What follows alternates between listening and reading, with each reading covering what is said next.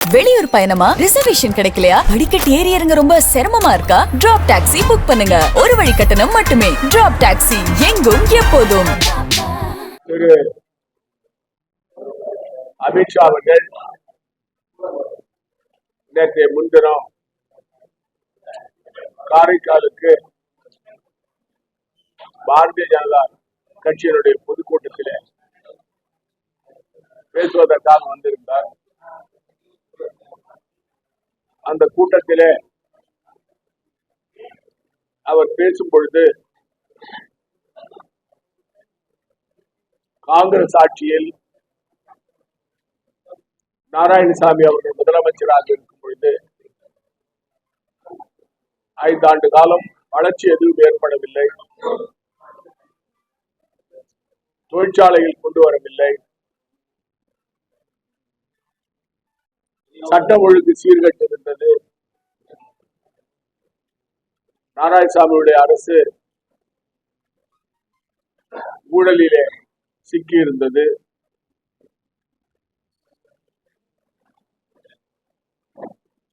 15,000 கோடி ரூபாய் அவர்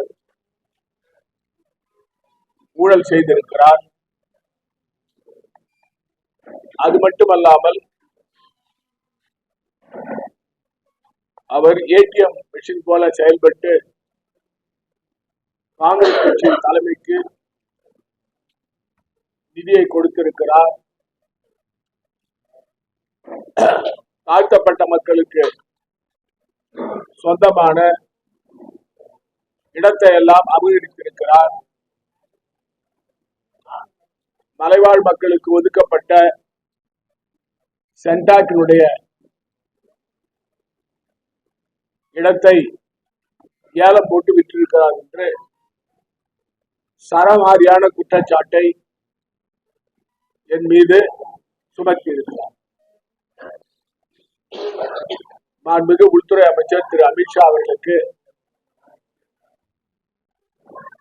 நான் கேட்க வேண்டிய கேள்விகள் நிறைய இருக்கு. எந்த ஆட்சியில் சட்டம் ஒழுங்கு கெட்டு போயிருக்கிறது? புதுச்சேரி மாநிலத்தில் என்ஆர் பாஜக ஆட்சியில் மக்களுக்கு பாதுகாப்பு இல்லை, பெண்கள் வெளியே நடமாட முடியவில்லை, நில அபகரிப்பு, வீடு அபகரிப்பு நடைபெறுகிறது, காவல்துறையானது கட்ட பஞ்சாயத்து அலுவலகமாக செயல்படுகிறது என்று தொடர்ந்து நாம் வலியுறுத்தி வருகிறோம். ஆனால் காங்கிரஸ் ஆட்சியை பற்றி அவர் குறை சொல்லிவிட்டு சென்றிருக்கிறார். அது மட்டுமல்ல, தொழிற்சாலைகள் ஆரம்பிக்கவில்லை என்று கூறியிருக்கிறார். காங்கிரஸ் ஆட்சி காலத்தில் கொரோனா பெருந்தொற்று இருந்த சமயத்தில் கூட புதுச்சேரியில் புதிய மருந்து தொழிற்சாலைகளுக்கெல்லாம் அனுமதி கொடுத்து அவைகள் திறக்கப்பட்டன. அதனால் வேலை வாய்ப்புகள் உருவாகியது. அது மட்டுமல்ல, ஒவ்வொரு ஆண்டும் மத்திய அரசாங்கம் புதுச்சேரி மாநிலத்துக்கு கொடுக்கும் நிதியை குறைத்து 22% எங்களுக்கு கொடுத்தது. அவர்கள் கொடுத்த மானியமே ஒவ்வொரு ஆண்டும் 2,200 கோடி ரூபாய் தான். இதில் 15,000 கோடி ஊழல் எப்படி நான் செய்ய முடியும்? இது 15 ஆண்டுகள் ஆனால்தான் அப்படிப்பட்ட ஊழலை ஒருவர் செய்ய முடியும். அது மட்டுமல்ல, நான் ஏடிஎம் மிஷினாக இருந்து அகில இந்திய காங்கிரஸ் கமிட்டிக்கு நிதி கொடுத்ததாக அவர் கூறுகிறார். ஒரு அபாண்டமான குற்றச்சாட்டை என் மீது கூறியிருக்கிறார். இதற்கு அவரிடம் ஆதாரம் இருக்கிறதா? நான் 15,000 கோடி ரூபாய் ஊழல் செய்ததற்கான எந்த முகாந்திரத்தை வைத்து அவர் பேசுகிறார்? எந்த ஆதிதிராவிட மக்கள் நிலத்தை நான் அபகரித்தேன்? எந்த சென்டாக்கிலே கொடுக்கப்பட்ட மலைவாழ் மக்கள் கொடுக்கப்பட்ட இடத்தை நான் விற்றேன்? இதற்கெல்லாம் திரு அமித்ஷா அவர்கள் பதில் சொல்லி ஆக வேண்டும். ஒரு அப்பட்டமான கலப்படமில்லாத பொய்யை காரைக்கால் பகுதியிலே அவர் பேசுகின்ற பொதுக்கூட்டத்திலே பேசியிருப்பது மிகுந்த வேதனையை தரும். காரைக்கால் மக்கள், புதுச்சேரி மக்கள் அனைவருக்கும் ஒவ்வொரு அரசியல்வாதியை பற்றி தெரியும். யார் ஊழல் செய்தார்கள், யார் ஊழல் செய்து கொண்டிருக்கிறார்கள் என்பது தெரியும். தொடர்ந்து 4 ஆண்டுகளாக என்ஆர் பாஜக ஆட்சியில் முதலமைச்சரிலிருந்து, உள்துறை அமைச்சரிலிருந்து, விவசாயத்துறை அமைச்சர், 30% கமிஷன் பொதுப்பணித்துறை அமைச்சர் என்று சரமாரியான குற்றச்சாட்டுகளை, 28 குற்றச்சாட்டுகளை இந்த ஆட்சியாளர்கள் மீது நாங்கள் சொன்னோம். எங்களுடைய ஆட்சி 2014 2021 வரை நடந்தது. இப்பொழுது என்ஆர் பாஜக ஆட்சி 5 ஆண்டு காலம் நடைபெறும். இந்த 5 ஆண்டுகளில் புதுச்சேரியை பெஸ்ட் மாநிலமாக மாற்றுவோம் என்று மரியாதைக்குரிய பிரதமர் நரேந்திர மோடி அவர்கள் தேர்தல் சமயத்திலே சொன்னார். 2021 சொன்னார். அது பெஸ்ட் மாநிலமாக ஆகியிருக்கிறதா? இவர்கள் ஏதாவது ஒரு புதிய தொழிற்சாலை கொண்டு வந்திருக்கிறார்களா? இவர்கள் ஏதாவது ஒரு கட்டுமான பணியை செய்திருக்கிறார்களா? புதுச்சேரி மாநிலத்தில் ஏதாவது புதிய திட்டங்களை நிறைவேற்றி இருக்கிறார்களா? மேம்பாலங்களை கட்டி இருக்கிறார்களா? இந்த 5 ஆண்டு கால சாதனையை சொல்லிவிட்டுத்தான் இனிமேல் நாங்கள் ஆட்சிக்கு வந்தால் என்ன செய்வோம் என்று மக்கள் மத்தியில் சொல்ல வேண்டும். ஆனால் இவர்கள் ஒரு சாதனையும் செய்யாத காரணத்தால் திரு அமித்ஷா அவர்கள் இந்த ஆட்சியை பற்றி, 5 ஆண்டு கால ஆட்சியை பற்றி அவர் ஒன்றுமே பேசவில்லை. இது நிதர்சனமான உண்மை. இந்த 5 ஆண்டுகளிலே என்ஆர் பாஜக ஆட்சியினுடைய அவர்கள்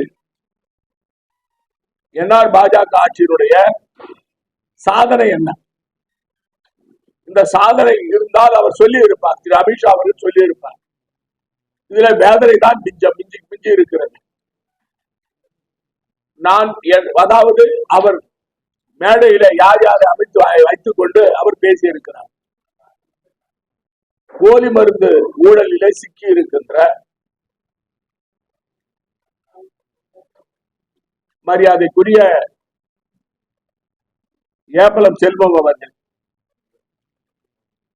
அவர் சபாநாயகர், நேரடியாக அவருக்கு தொடர்பு இருக்கிறது. இந்த ஆதாரத்தோடு நாங்கள் கொடுத்திருக்கிறோம். அவர் அந்த போலி மருந்து தயாரித்து விற்பனை செய்த திரு ராஜா அவர்களோடு டெல்லிக்கு சென்று மரியாதைக்குரிய மத்திய நிதி அமைச்சர் நிர்மலா சீதாராமன் அவர்களிடம் அந்த ராஜாவுக்கு 100 கோடி ரூபாய் வங்கி கடன் கொடுக்க வேண்டும் என்று அவர் சிபாரிசு செய்ததை அவரே நேரடியாக ஒத்துக்கொண்டிருக்கிறார். அவரை பக்கத்திலே வைத்துக் கொண்டு தன்னுடைய சொத்துக்களை காப்பாற்றிக் கொள்வதற்காக பாரதிய ஜனதா கட்சியில் சேர்ந்து இப்பொழுது அமைச்சராக இருக்கின்ற மரியாதைக்குரிய நமச்சிவாயம் அவர்களை வைத்துக் கொண்டு 15,000 ரூபாய் லஞ்சம் வாங்கிய மஞ்சள் ரேஷன் கார்டை சிவப்பு ரேஷன் கார்டா ஆக்குவதற்கு லஞ்சம் வாங்கியவர்களை வைத்துக் கொண்டு எங்கள் ஆட்சியில் நான் ஊழல் செய்ததாக கூறுகிறார் மரியாதைக்குரிய உள்துறை அமைச்சர் திரு அமித்ஷா அவர்கள். நான் அவரிடம் சவால் விடுகிறேன். நான் எந்த விசாரணைக்கும் தயார். புதுச்சேரி மாநில அரசு விசாரணை வைக்கிறதா அல்லது சிபிஐ விசாரணை வைக்கிறீர்களா, அமலாக்க பிரிவுத்துறை விசாரணை வைக்கிறீர்களா, வருமான வரித்துறை விசாரணை வைக்கிறீர்களா, எந்த விசாரணைக்கும் நான் தயார். என் மீது ஏதாவது ஒரு குற்றச்சாட்டு, ஊழல் குற்றச்சாட்டு இருந்தால் நான் அரசியலை விட்டு வெளியே விலகி விடுகிறேன். ஆனால் மரியாதைக்குரிய அமித்ஷா அவர்கள் இந்த குற்றச்சாட்டுகளை நிரூபிக்கவில்லை என்றால் அவர் உள்துறை அமைச்சர் பதவியை ராஜினாமா செய்துவிட்டு செல்வதற்கு தயாராக. புதுச்சேரி மாநில மக்களை ஏமாற்றுவதற்காக காங்கிரஸ் கட்சியின் மீதும் காங்கிரஸ் கட்சியுடைய தலைவர்கள் மீதும் எங்கள் மீதும் சேரை வாட்டி பூசுவது ஒரு உள்துறை அமைச்சருக்கு அழகு. இந்த நாட்டுடைய உள்துறை அமைச்சராக இருக்கிறவர் தான் பேசுவதற்கு முன்பு ஆதாரங்களை வைத்துக் கொண்டு பேச வேண்டும். அவர் மூன்றாம் தர அரசியல்வாதி அல்ல. இந்த நாட்டுடைய உள்துறை அமைச்சர் பாரதிய ஜனதா கட்சியுடைய பிரதமருக்கு அடுத்து இருக்கிறவர். அவர் ஒரு தவறான தகவல்களை, உண்மைக்கு புறம்பான செய்திகளை காங்கிரஸ் கட்சி மீது களங்க விளைவிக்க வேண்டும், எங்கள் மீது களங்க விளைவிக்க வேண்டும் என்பதற்காக சரமாரியாக குற்றச்சாட்டுகளை கூறியிருப்பது வன்மையாக கண்டிக்கத்தக்கது. ஆகவேதான் எந்த விசாரணைக்கும் நான் தயார். நிரூபிக்கவில்லை என்றால் உள்துறை அமைச்சர் தன்னுடைய பதவியை ராஜினாமா செய்ய தயாரா என்ற கேள்வியை நான் மக்கள் மத்தியிலே வைக்கிறேன்.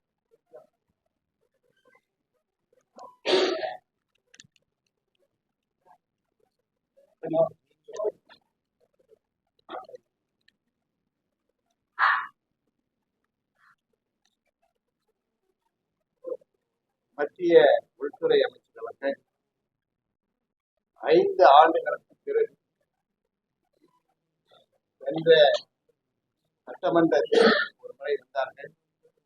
அதற்கு பிறகு இப்போது வந்திருக்கின்றார்கள். 5 ஆண்டுகளுக்கு பிறகு வரக்கூடிய உள்துறை அமைச்சர் அவர்கள் குறிப்பாக புதுவை அரசாங்கத்திற்கும் புதுவை மக்களுக்கும் எந்த விதமான ஒரு நல்ல செய்தியை கூட அவர்கள் தர எதையும் நான் கொடுக்கிறேன்னு சொல்லவே இல்லை. நான் இதை செய்கிறேன் அதை செய்கிறேன் அப்படின்னு சொல்லக்கூடிய வார்த்தையே இல்லை, சுத்தமாவே இல்லை. அது மட்டும் இல்ல, வெறும் கையோட வந்திருக்காரு. புதுவை மக்களை ஏமாற்றுவதற்காக வெறும் கையோடு வந்திருக்கிறார்கள் சொல்ல. எல்லாத்துக்கும் மேல பாத்தீங்கன்னா காரைக்கால்ல வந்திருக்கிறாரு. அங்க இருக்கக்கூடிய மீன் போட்டு 2 போட்டு இலங்கை அரசாங்கம் எடுத்துட்டு போயிருக்கு. அதுவும் அன்னைக்கு முதல் நாள் எடுத்துட்டு போயிருக்காங்க. ஆனா அந்த மீனவ சமுதாயத்தை பத்தி அவர் எதுவுமே பேச, எந்த விதமான அவங்களுக்கு விடுதலை பண்ணி கொடுக்குற, இல்ல அந்த படகுகளை வாங்கி கொடுக்குற அப்படின்னு சொல்லக்கூடிய பாதுகாப்பு, அது எந்த விதமான ஒரு நடைமுறையும் அவர் செய்யல. அவர் எதுக்கு வந்தாருன்னு தெரியல. 5 வருஷத்துக்கு முதல்ல வந்தாரு, இப்ப ஒரு 5 வருஷத்துக்கு அப்புறம் இப்ப வந்துருக்கு. சரி, நான் என்ன நினைச்சேன், சனிக்கிழமை வராரு, அவர் சனீஸ்வரன் திருமணத்துக்கு கோஷம் வந்தாரு, வந்துருப்பாருன்னு. ஏன்னா போன தடவை இங்க வரும்பொழுது நம்ம சாமி சித்தானந்த சுவாமி கோயில்ல யானையை வச்சு ஒரு பூஜை பண்ணாரு. அந்த மாதிரி ஏதோ ஒரு பூஜை பண்ணதான் வந்துருக்காரு அப்படின்ற மாதிரி. அவர் பூஜையே பண்ணல. பூஜை பண்ணாம நேரா போய் சுவல் விளம்பரம் அப்படின்னு சொல்லக்கூடிய ஒரு தாமரை அடிச்சுட்டு போயிட்டு அதாவது தேர்தல் முறையில ஆரம்பிக்கின்ற விதமாக வந்து செல்வதை போல காட்டி. அதோட இல்ல, நீங்க நல்லா யோசனை பண்ணி பாருங்க. இந்த 5 வருஷத்துல இந்த அரசாங்கம் செய்த ஊழல் பட்டியலாம் நம்ம பட்டியல் போட்டு கொடுத்துருக்கோம். கவர்னர்கிட்ட கொடுத்தோம், ஜனாதிபதி கிட்ட கொடுத்தோம். ஜனாதிபதி அவர்கள் கடிதம் எழுதும் போது அரசாங்கத்திற்கு அனுப்பி இருக்கின்றேன் என்று சொல்லக்கூடிய ஒரு விளக்கத்தை தந்திருக்கிறார். அரசாங்கம் பாத்தீங்கன்னா நேரடியா வருவது பாத்தீங்கன்னா மதிப்பிற்குரிய உள்துறை அமைச்சருக்கு தான் வரும். பிரதமர்கிட்ட அடுத்தது யாரு பாத்தீங்கன்னா முதல்ல உள்துறை அமைச்சருக்கு தான் வரும். என்ன வேதனை பாருங்க, 10,000 கோடி ரூபாய் மருந்து ஊழல். அந்த மருந்து ஊழல்ல முக்கியமான நபர், தொடர்புடைய நபர், அதற்கு ஆதரவாக இருந்தவர், அதற்கு ஆதரவாக செயல்பட்டவர் சபாநாயகர். அவரை பக்கத்துல வச்சு 15,000 கோடி ரூபாய் ஊழல் சொல்றேன். நான் என்ன கேட்கிறேன், 15,000 கோடி ரூபாய் ஊழலா? சரி, நீங்க பட்டியல் கொடுங்க, ஆக்ஷன் எடுங்க, நடவடிக்கை எடுங்க. ஏன் எடுக்கல? நான் என்ன சொல்றேன், வந்து 1 மாசம் ஆகல, 2 மாசம் ஆகல, கிட்டத்தட்ட 60 மாசம் ஆயிடுச்சு. 60 மாசமா இவங்களுக்கு தெரியாதா? 60 மாசமா இவங்க என்ன பண்ணாங்க? 60 மாசமா எந்த விதமான நடவடிக்கை எடுக்காம மறுபடியும் இந்த தேர்தல் வரும்போது இது சொல்றாரு. எதுக்கு 15,000 கோடி சொல்றாரு? 10,000 கோடி ரூபாய் நம்ம மருந்து ஊழல் சொன்னதுனால அதை விட அதிகமா சொல்லணும். அதை மறுபடியும் பார்க்கிறாரு. 17,000 கோடி எந்த துறையில நாங்க பண்ணோம்? எந்த துறையில இருக்கு சொல்லுங்க. நீங்க உங்களுக்கு தெரியலன்னா கேளுங்க. உங்ககிட்ட பக்கத்துல இன்னொருத்தர் இருக்காரு, நமச்சிவாயம் இருக்காரு. நீங்க நமச்சிவாயத்தை கேட்டு எந்தெந்த இடத்துல நீங்க சொல்லுங்கன்னு சொல்லுங்க. இப்ப நல்லா யோசனை பண்ணி பாருங்க. உள்துறை அமைச்சர் என்ன சொல்றாரு? நான் வெளியிடுவேன், நான் வெளியிடுவேன், நான் வெளியிடுவேன். விஎன் அவர்கள் பட்டியலை போட்டு உனக்கு என்னென்னது இருக்குதுன்னு சொல்லிட்டாரு. ஆனா நீ அதுக்கு பதில் சொல்லல. பதில் சொல்லாம என்ன சொல்ற? நான் பட்டியலை கொடுத்துருவேன், பட்டியலை கொடுத்துருவேன், பட்டியலை கொடுத்துருவேன். பட்டியல் இருந்தாதானே உன்ட. பட்டியலே இல்லையே உன்கிட்ட. இல்லாத நான் இதை கொடுப்பேன் அதை கொடுப்பேன்னு சொல்லிட்டு யாரை ஏமாத்துறதுன்னு தெரியும். இதெல்லாம் எதுக்காக சொல்ல வரேன்னா, இந்த அரசாங்கம், இந்த மத்திய அமைச்சர் வந்தது தேர்தலுக்கோசரம் வந்தாரா, இல்ல புதுச்சேரி மக்களுக்கு நல்ல வார்த்தைகள் சொல்ல வந்தாரா? நான் என்ன கேக்குறேன், எல்லாத்தையும் விட்டுருங்க. நம்ம முதலமைச்சர் என்ன சொன்னார் சட்டமன்றத்துல? நான் வந்து தேர்தலை புறக்கணிக்க தயார், மாநில அந்தஸ்து கொடுக்கவில்லை என்று சொன்னால் நான் தேர்தலை புறக்கணிக்க தயார் சொன்னார். சரி, இந்த முதலமைச்சர் போய் அங்க கூட்டணி பேசுறாரு. கூட்டணி பேசிட்டு கூட்டணி ஆட்சி அமையும் சொல்றாரு. யாரு? அமித்ஷா சொல்றாரு. ஆனா அந்த இடத்துல ஒரு வார்த்தை கூட மாநில அந்தஸ்து பத்தி பேசவே இல்லை. ஒரு வார்த்தை கூட மாநில அந்தஸ்து பேசல. ஆனா முதலமைச்சர் நம்ம சந்தோஷமா இருந்தார். மாநில அந்தஸ்து கிடைச்சிருமா, கிடைக்குமா, கிடைக்காதா ஒண்ணும் தெரியாது. ஆனா அவருக்கு கூட்டணியில 16 சீட்டு கொடுத்தாங்க அப்படின்ற ஒரு நம்பிக்கையில சந்தோஷமா இருக்கு. இதை எதுக்காக சொல்ல வரணும்னா, மாநில அந்தஸ்துக்கும் இல்லை, நிதி குழுல சேர்க்கறதுக்கும் எந்த விதமான வாக்குறுதி கிடையாது. பணியாளை குழு என்று சொல்லக்கூடிய அந்த சர்வீஸ் கமிஷன் அதுக்கு உண்டானதும் எதுவும் இல்லை. தேர்வாணை அதுவும் எதுவும் இல்லை. எந்த விதமான ஒரு அறிக்கையோ கொடுக்கறது வாக்குறுதியோ இல்லாத ஒரு உள்துறை அமைச்சருடைய பயணம் தான் இது. அவர் எதுக்கு வந்தாருன்னு அவருக்கே தெரியல. அவர்கிட்ட பேசுறதுக்கே குழப்பமா இருக்கு. அவரே என்ன சொல்றாரு? ரங்கசாமி ஆட்சி நல்லா இருக்குது, நாராயணசாமி ஆட்சி நல்லா இருக்குதுன்னு சொல்றாரு. அவர் சொன்ன மாதிரி நான் மாத்தி பாக்க. அதாவது இந்த மாதிரி அவரு நாராயணசாமி ஆட்சி நல்லா இருக்குது அப்படின்னு சொல்லக்கூடிய இடத்துலதான் அவர் வந்திருக்காரு. வந்த உடனே அவர் ஞாபகம், ஐயோ நம்ம பிஜேபி பக்கம் தானே வந்திருக்கோம் அப்படின்னு சொல்லிட்டு தான் அதுக்கப்புறம் தான் ரங்கசாமி பக்கம் பேசுறோம். அவருக்கே தெரியுது நாராயணசாமியை விட ரங்கசாமி ஆட்சி மிக மிக மோசம்னு சொல்ல மனசார ஏற்றுக்கொள்ள உள்துறை அமைச்சர். நான் என்ன கேட்கிறேன், நாங்க இன்னும் ஒரு 60 நாள் ஒரு டைம், 60 நாள் இல்ல 30 நாள் டைம் கொடுக்குறோம். 30 நாளைக்குள்ள அந்த 15,000 கோடி ரூபாய் ஊழலுக்கு உண்டான அடையாளத்தை காட்டு. 15,000 ஆதாரத்தை காட்டு. இல்லையா? நான் 15,000 கோடி வேணாம், ஒரு சைபர் எடுத்துங்க, 1,500 கோடிக்காவது ஊழலை காட்டு. அதுவும் இல்லையா, ஒரு சைபர் எடுத்துருங்க, 150 கோடிக்காவது நீங்க ஆதாரத்தை காட்டுங்க. அதுவும் இல்லையா, ஒரு சைபர் எடுத்துருங்க, 15 கோடிக்காவது அடையாளத்தை காட்டுங்க. அதுவும் இல்லையா, அந்த 5 எடுத்துருங்க, 1 கோடி ரூபாய்க்காவது நீங்க ஆதாரத்தை காட்டுங்க. ஆனா எதுவுமே இல்லாம ஒரு கதையை கட்டிட்டு வேடிக்கை காமிச்சு அரசாங்க பணத்தை எவ்வளவு செலவு பண்ணிருக்கீங்க அங்க போய் காரைக்கால்ல. அரசாங்க பணத்துல வந்துட்டு அரசாங்கத்தை பத்தி பேசாத, மக்களை பத்தி பேசாத, மீனவர்களை பத்தி பேசாத, எதிர்காலத்தை பற்றி பேசாத ஒரு உள்துறை அமைச்சருடைய பயணத்தை நாங்கள் வன்மையாக வளர்ச்சிக்கு எந்த அறிவிப்புமே இல்லை. இப்ப இவர் வந்து இங்க அவேசமா பேசினார் முதலமைச்சர். மாநில அந்தஸ்து கொடுக்கவில்லை என்று சொன்னார்.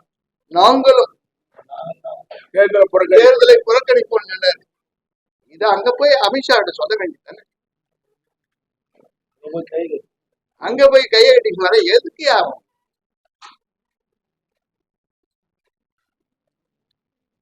இதெல்லாம் வந்து ஒரு வேடிக்கை காட்டுற மாதிரி இருக்கு. ரங்கசாமி அசம்பிளியில வேடிக்கை காட்டினாரு, அமித்ஷா அங்க காரைக்காலில் வேடிக்கை. இதுதான் இங்க வந்து பிஜேபியினுடைய நிலைப்பாடு, ரங்கசாமியுடைய நிலைப்பாடு. இதைதான் நாங்க விளக்கம். அதாவது உள்துறை அமைச்சர் சொல்லும்போது என்ன சொல்றாங்க, அவர் பேச்சில் நீங்க கேட்டீங்கன்னா, நாங்க இந்த மூடி கிடக்கிற ஆலைகளை திறப்போம். அவருடைய பேசும்போது 5 வருஷம் முடிஞ்சு போச்சு. இதைத்தான் 5 வருஷத்துக்கு முன்ன சொன்னீங்க மக்கள் மத்தியில. முதலமைச்சர் ரங்கசாமி சொன்னாரு, மோடி சொன்னாரு, நீங்க சொன்னீங்க ரோடியர் பஞ்சாலை திறப்போம், சுதேசி பஞ்சாலை திறப்போம், பாரதி பஞ்சாலையை திறப்போம், கூட்டுறவு நிறுவனம் திறப்போம், நாங்க 15,000 பேருக்கு வேலை தொழிலாளிகள்லாம் கொடுப்போம்னு சொன்னீங்க. 5 வருஷம் முடிஞ்ச பிறகு இப்ப சொல்றீங்க, இப்ப சொல்றாரு உள்துறை அமைச்சர், நாங்க இந்த மில்லெல்லாம் புனரமைப்போம்னு சொல்றாரு. அவருடைய பேசும்போது தெரியுது. அப்ப 5 வருஷம் நீங்க இந்த மில்லை பத்தி ஒண்ணுமே கவனத்துல எடுத்துக்கல. இந்த மில்லை திறக்கணுன்ற எண்ணமே உங்களுக்கு இல்ல, அதுக்கு தேவையான நிதி கொடுக்கணும் இல்ல. இப்படிப்பட்ட முன்னுக்கு பின் வரங்க. அதாவது உள்துறை அமைச்சரை பொறுத்த வரைக்கும் நான் பரிதாபப்படுறேன். இந்த நாட்டுடைய உள்துறை அமைச்சரா இருந்து ஆதாரமற்ற குற்றச்சாட்டை சொல்ற ஒரு உள்துறை அமைச்சர் இந்த நாட்டுக்கு தேவையா? ஒரு பொய்யான குற்றச்சாட்டை சொல்றது இந்த நாட்டுக்கு தேவையா? ஒரு 2வது ஸ்தானத்தில் இந்த நாட்டில் பிரதமர் கடுத்து இருக்கிற ஒரு உள்துறை அமைச்சர் வந்து ஒரு தன்னுடைய தரத்தை தாழ்த்தி ஏதோ பேசணும் என்ற மாதிரி பேசுறாருன்னா அவருடைய மனநிலை என்ன? அவர் வந்து காரைக்கால்ல வந்து போய் பேசுறாரு. காரைக்கால் ஒரு ஆன்மீக பூமி, அங்க போய் பேசுறாரு. பிரதமர் என்ன சொன்னாரு? புதுச்சேரியில ஆன்மீகத்தை வளர்ப்பாரு. ஆனா இந்த உள்துறை அமைச்சர் வந்து, அதாவது அந்த சனீஸ்வர பகவான் கோயில் பக்கத்திலே போய் பொய்யான குற்றச்சாட்டை எங்க ஆட்சி மீது கூறுறாரு. அதாவது எந்த ஒரு உள்துறை அமைச்சரோ பிரதமரோ வந்தா, நாங்க எங்களுடைய சாதனை 5 ஆண்டு செஞ்சோம், இந்தந்த சாதனை செஞ்சோம், இதனால நாங்க இனிமேல் ஆட்சிக்கு வந்தா இது செய்வதற்கு எங்களுக்கு வாய்ப்பு கொடுன்னு தான் கேட்கணும்.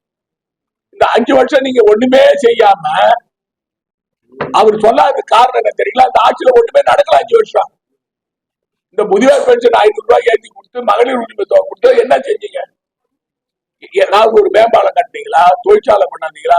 நிறைய நடத்துறாங்க, உங்களுக்கு தெரியும். முதலீட்டாளர் மாநாடு நடத்துறாங்க.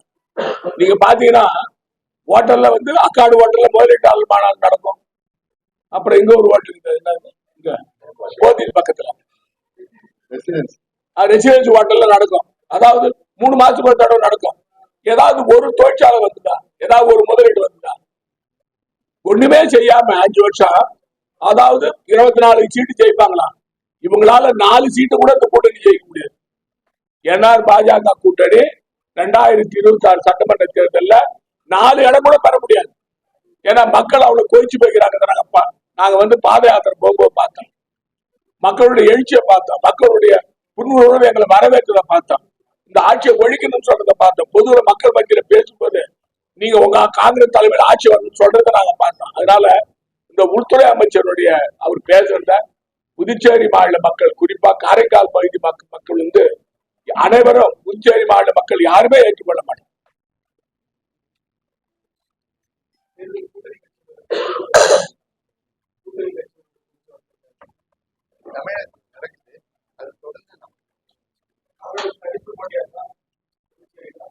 இல்ல, நாம வந்து திராவிட முன்னேற்ற கடிதம் பேச்சுவார்த்தைக்கு சொல்லியிருக்கோம். தமிழ்நாட்டில் அங்க ஆரம்பிக்கும்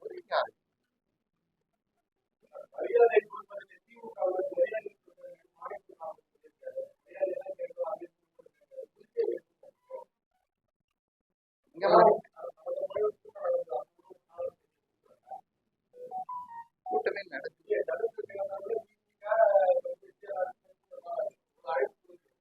நான் ஊர்ல இல்ல, காங்கிரஸ் தலைமையில திமுக அதான் சொல்றேன். தமிழ்நாட்டுல அவங்க கூட்டணி பேச்சுவார்த்தை ஆரம்பித்ததற்கு பிறகு இன்னும் எங்க குழுவை அமைக்கல. பாண்டிச்சேரி பொறுத்தவரைக்கும் பேச்சுவார்த்தை நடத்துவதற்காக காங்கிரஸ் கட்சியில குழுவை அமைக்கவில்லை. அதை அமைச்சு எங்க கட்சியில அமைக்கணும். அதுக்கப்புறம் தான் நாங்கள் பேச்சுவார்த்தை, அதாவது எங்க கட்சியில மற்ற கட்சிகள் கூட பேச்சுவார்த்தை நடத்துவதற்கான குழுவை அமைத்ததற்கு பிறகுதான் அதை பற்றி நாங்கள்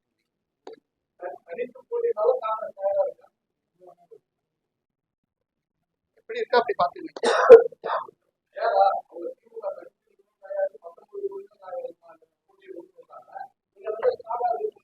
எப்ப சொன்னாங்க தனிச்சு நிக்க ஓட்டு வாங்குறீங்க நீங்க? எங்க சொன்னாங்க தனிச்சு நிக்க தயார்? எப்ப சொன்னாங்க? எப்ப சொன்னாங்க?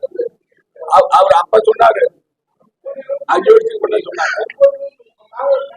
அது சொன்னது 5 வருஷத்துக்கு முன்ன சொன்னது இப்ப சொன்னீங்க. என்ன சொன்னாங்க?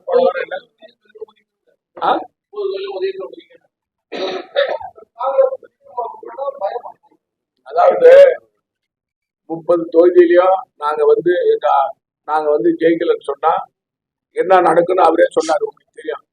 அந்த ஹோட்டல்ல இது என்னது, இந்த ஹோட்டல்ல சுகன்யா கன்வென்ஷன் சென்டர் அவர் பேசுறது உங்களுக்கு தெரியும். அந்த வீடியோலாம் இருக்கு.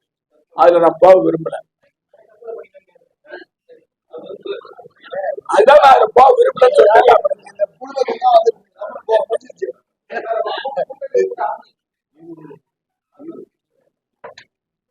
தேர்தல் கூட்டணி பற்றி பேசுறதுக்கான காங்கிரஸ் கட்சியிலே அமைப்பை உருவாக்கப்படவில்லை. அது உருவாக்க தமிழ்நாட்டுல உருவாக்கிட்டாங்க. கடிதம் குழு அமைக்கல. இன்னும் எங்களுக்கு குழு அமைக்கல. அது தமிழ்நாட்டுல ஆரம்பிச்சோடனே எங்களுக்கு குழு அமைச்சு நாங்க எப்படி பேசுறோம் எங்களுக்கு வழிகாட்டும். இந்தியா கூட்டணி ஆட்சி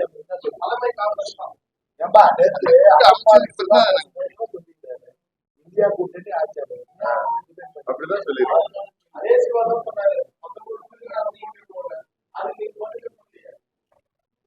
நாங்கதான் 25 வேட்பாளர் எங்க கிட்ட 25 வேட்பாளர் இருக்காங்க.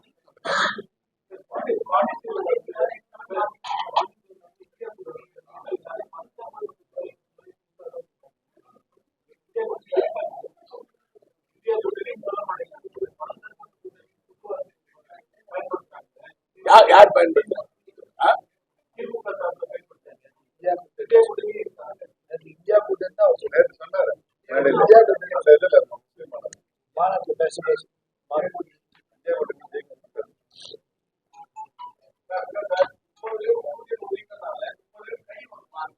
முதல்ல பேச சொன்னாரு. கையும் சூரியனும் எல்லா இடத்துலயும் சூரியன்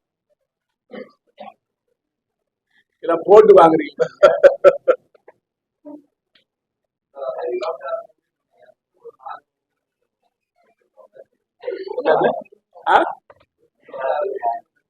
அதாவது அமித்ஷா சொன்ன மாதிரி 24 தொகுதி அவர் சொல்லியிருக்காரு. மீதி 6 தொகுதி யார்? இல்ல, அவர் சொல்லும் போது 24 தொகுதி நான் வெற்றி பெற்றேன்னு சொல்றேன். 24 தொகுதி நம்மள ஆக்கத்துக்கு முயற்சி பண்ணணும். நம்மள ஆக்கினோம்னா என்ன அர்த்தம்? முயற்சி வெற்றி பெறுவோம். இல்ல போன வாட்டி சொல்லும் போது 30 தொகுதியும் நாங்கள் வெற்றி பெறுவோம். இந்த வாட்டி 24வது நம்மளுக்கு ஆக்கணும். வித்தியாசம்